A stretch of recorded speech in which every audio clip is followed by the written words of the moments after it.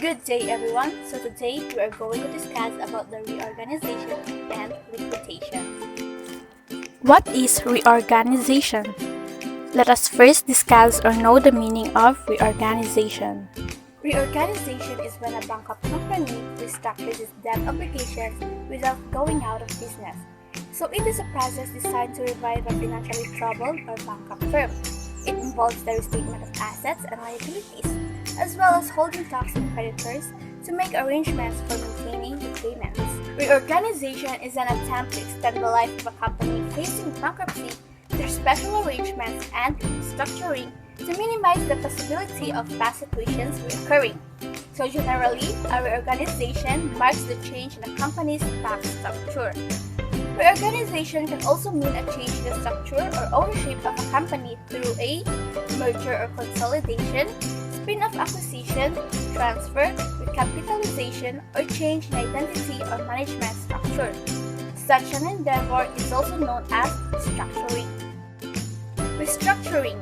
So, it is an action taken by a company to significantly modify the financial and operational aspects of the company. It is usually when the business is facing financial pressures. So, restructuring is a type of corporate action taken that involves significantly modifying the debt, operations, or structure of a company as a way of limiting financial harm and improving the business. So, companies may also restructure when preparing for a sale, buyout, merger, change in overall goals, or transfer of ownership. Recapitalization. So recapitalization, it is the process of restructuring a company's debt and equity mixture, often to make a company's capital structure more stable. So the process essentially involves the exchange of one form of financing for another, such as removing preferred shares from the company's capital structure and replacing them with bonds. Breaking down reorganization.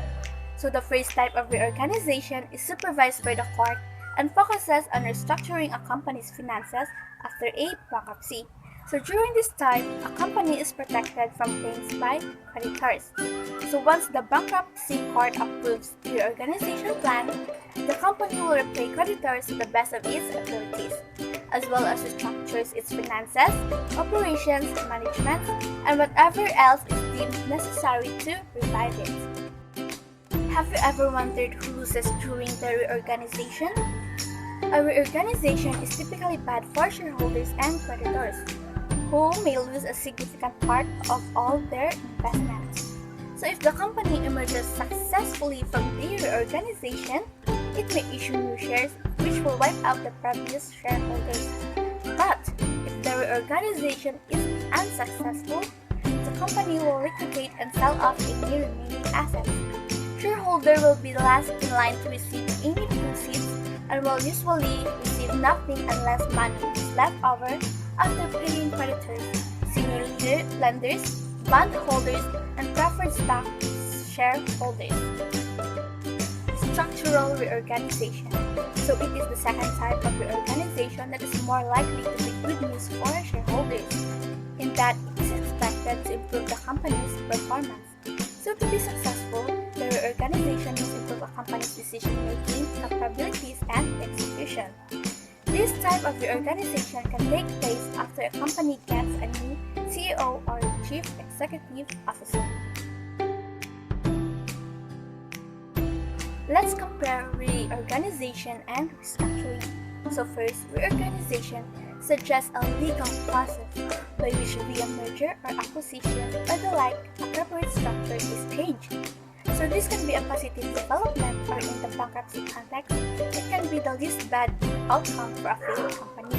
So during reorganization, the entire process takes place under the supervision of the court to take care of legal and management structural changes. While restructuring, such as a business process, by which departments or operations are rearranged so the business may operate more efficiently.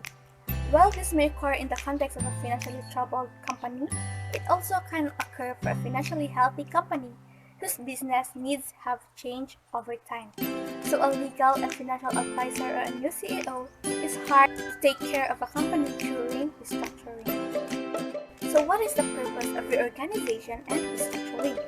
So the purpose of reorganization is to improve efficiency, cutting costs, repositioning the business, and dealing with corporate changes such as mergers and acquisitions.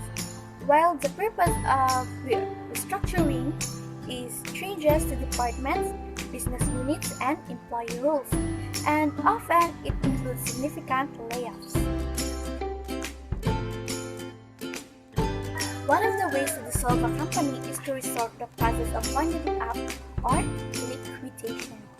Therefore, when the process of winding up commences, the company is said to be in liquidation.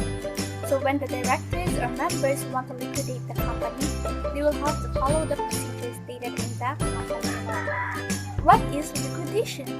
So the liquidation is also known as the winding up process. It is a legal term and refers to the procedures through which the affairs of the company are wound up by the law.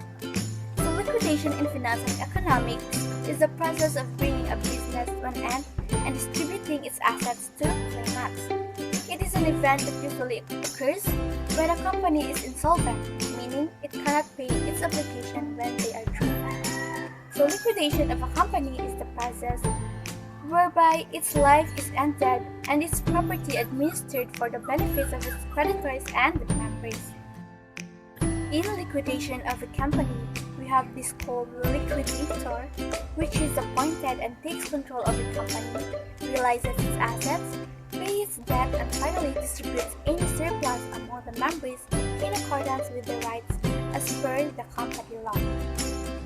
So in conclusion, there are two types of bankruptcy processes. These are the reorganization and liquidation.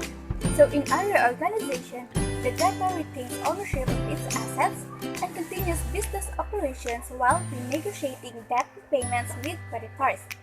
While in a liquidation, the creditors seize control of the debtor's assets and sell them to pay off the debt. Furthermore, the debtor goes out of business and ceases normal operations. And after liquidation, the entity technically no longer exists. So that is all about the reorganization and